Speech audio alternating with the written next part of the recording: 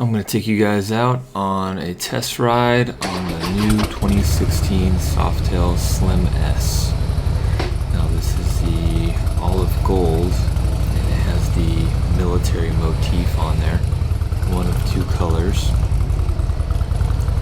Nice thing about working at a Harley-Davidson dealership is you get to ride every bike whenever you want. So we just happened to be doing a demo days event at our dealership this last weekend, and so we had a bunch of demo bikes. You can see Harley-Davidson's truck right there. So one of the bikes they had on the demo truck was the Slim S. I don't know if you guys just heard me scrape there, but yeah, on my first turn I scraped the floorboards. So I guess the first thing I'll say in this review is you don't have a very aggressive lean angle on this bike, and really any Softail for that matter, but the Softail Slim actually has one of the lowest seat heights of any Harley that they make, including all families, Sportsters included. So if you're looking for a canyon carver, this definitely is not the bike for you. But a couple things they did this year on the whole Softail family is all the bikes are all throttle by wire now, and so it's an electronic throttle cable. So couple benefits of that: you don't have the throttle cables there hanging, dangling. You have more of a clean handlebar look. The other significant thing that they did is you can now get the electronic cruise control on there. So the S series bikes, including this Slim, have cruise control on the left thumb there.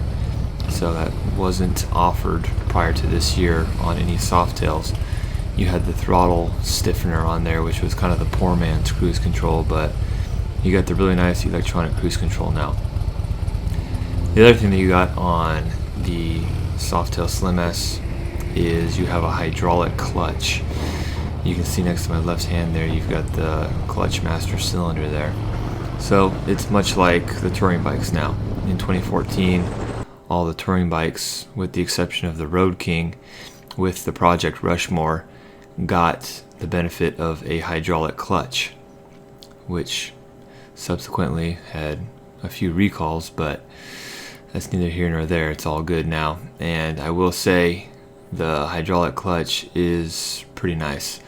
My personal bike is a 2014 Street Glide Special, and so I have a hydraulic clutch on my bike, and it's really nice because you never have to worry about your clutch going in and out of adjustment, and it's the same predictable clutch actuation every time, and so it's real predictable, and it just allows you to not have to worry about the clutch getting mushy or whatever else.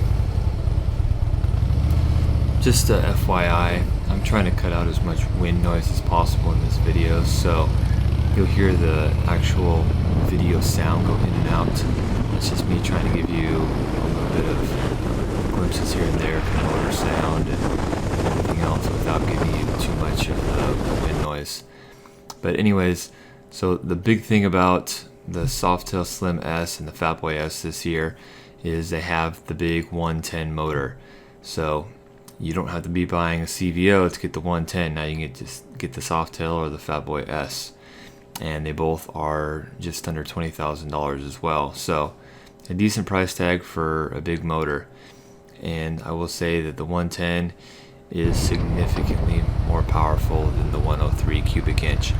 That's a question I always get from customers. They say, well, how much better is the 110 really over the 103? Can you even tell a difference? And the answer is definitely yes. There's definitely more power. The factory claims 109 foot-pounds of torque on this bike, so it's pretty dang good. I could tell immediately when I rolled the throttle on that there's a lot more power, more pull, more torque, more horsepower. So if you're looking for a bike that goes fast and has plenty of power to get up and move, and you want something a little bit sportier that performs better, this bike is definitely a good option. Of course, I ride a touring bike, like I said, a 2014 Street Glide that has a 103. So the bike, has two things going against it. It's got a 103, plus it weighs significantly more. It weighs a little over 100 pounds more than this bike. So, weight reduction and a bigger motor yeah, this bike definitely gets up and goes when compared to mine. It also splits lanes a lot better than mine as well, which is kind of nice. So a lot of people, there was a lot of rumors going around about if Harley-Davidson was going to increase the displacement on all the bikes across the board and do 110 cubic inch motors all the way across the board. And I told people that wasn't true, it wasn't going to happen, and it didn't happen. But I will say over the years, probably over the last 10 years, a lot of customer preferences have shifted from the Softails to the touring bikes now. In early 2000s, Softails were all the rage. They were flying off the showroom, and over time, people have wanted bigger bikes that are more comfortable at higher speeds. So Softail sales in the last 10 years have really plummeted. They still sell quite a few of them, but just not nearly as much as the touring bikes. So, and this is just speculation, I think Harley-Davidson was really looking for something to bolster their Softail sales, and so they came out with these two S-Series bikes to really kind of give them a shot in the arm, so to speak, and to get the excitement back on the Softails and the spotlights back on the Softails. I think the styling on this bike is awesome.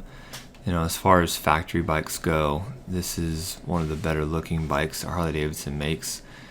I'm a huge fan of kind of the blacked out movement that's going on right now and has been going on for a while. This bike has no chrome on it. It's completely blacked out. Center console, handlebars, forks, headlamp, exhaust, engine motor covers, everything is all done. And the Harley-Davidson, like the military star on the side, is a really good touch. This is a good looking bike, that's for sure. As far as suspension and handling and everything, it handles like a Softail, and it rides like a Softail. That probably doesn't tell you much if you've never ridden a Softail before, but let me break it down a little bit like this. The Softails aren't the most comfortable bike in the Harley-Davidson lineup. The touring bikes are, which I'm pretty spoiled, and I'm kind of a Harley snob, and that's what I ride.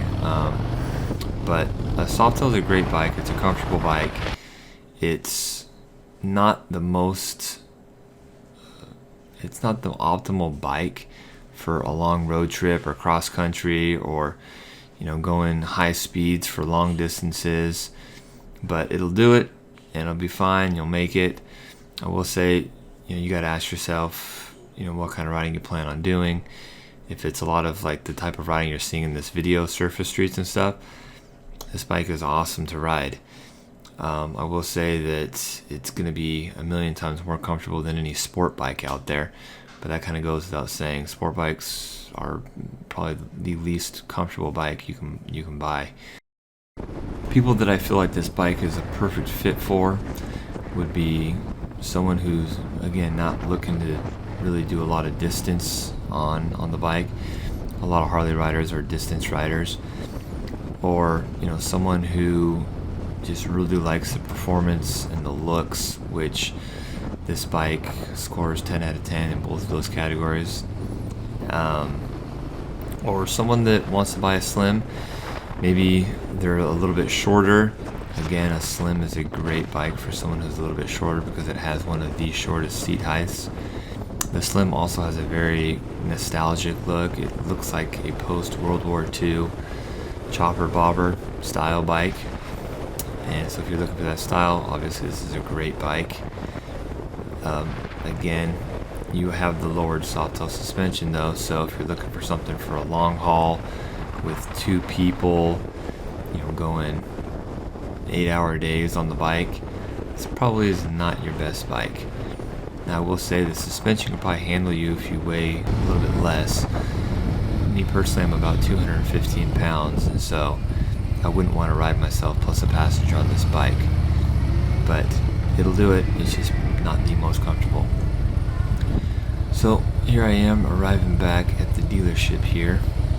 If you want to get a glimpse of the inside of the dealer and watch me ride the bike through the dealership, then keep watching. So I'm trying to rack my brain and think of all the questions that I'm going to get asked, potentially, and all the questions that I do get asked.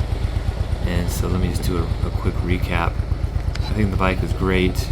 It's definitely worth the money. The value is there. This bike's about 19 grand. A regular slim is about 15, 14 and 15. The Softails actually went down a little bit in price this year. So you're paying about $5,000 more for this bike, which if you buy a 110 motor, crate motor, it's about 6 grand. I will say this year though, they came out with this 110 bolt-on kit that does not require you to bore the cases anymore, and so it's a lot less labor involved. So it's easier now, and it costs less to put a 110, make your 103 into a 110 essentially. So, but with the extra blacked out components and things, to make a slim, a regular OEM slim into the Slim S, you'd spend a lot more than $5,000. So the value is definitely there. Plus the little things like the cruise control and the clutch. Although you can put the cruise control module on a Slim now, on a 16 that is, not a 15 or previous, because they didn't have the throttle by wire. But the bike is very fast. The 110 is definitely more powerful than the 103, and so the performance is definitely there. You will beat your friends that have 103 bikes with this bike, I promise you that. As long as you're a decent rider. The bike's only as fast as the rider, right? If you guys have any other questions about the bike, anything at all, from price to performance, please ask in the comments. I answer all comments that are given to me or asked of me, so please let me know.